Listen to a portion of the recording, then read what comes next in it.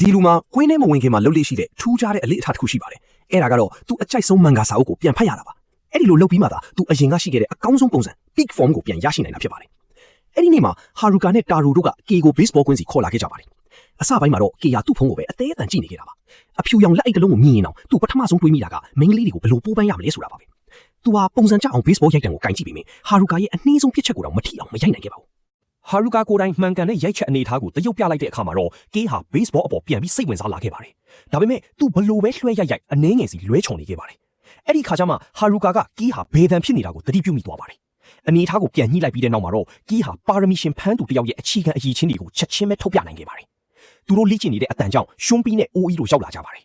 ဒီပါရမီရှင်ကစားသမားနှစ်ယောက်ဟာတစ်ချိန်ကဟာရူကာနဲ့ကေတို့ကိုရှုံးနှင်ခဲ့ပူပြီး professional ဖြစ်ချင်တဲ့သူတို့ရဲ့အိမ်မက်တွေကိုလုံးဝစွန့်လွတ်ထားသူတွေပါသူတို့နှစ်ယောက်ဟာ baseball ကလပ်မရှိတဲ့အထက်တန်းကျောင်းကိုဘာကြောင့်တက်နေကြတာလဲဆိုတာကိုသူတို့နားမလည်နိုင်ဖြစ်နေကြပါတယ်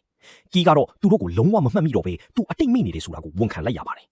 တာရိုကသူတို့ကို baseball ပြန်ကစားဖို့ဖိတ်ခေါ်တဲ့အခါမှာတော့သူတို့ကပြက်ပြက်သားသားညှင်းဆိုခဲ့ပါတယ်ပါရမီရှင်ရဲ့နောက်ခံလူတွေအဖြစ်နဲ့ပဲနေရတာကိုသူတို့ညင်းငွေ့နေပြီလို့ဝန်ခံခဲ့ကြပါတယ်အဲ့ဒီခါဟာရူကာက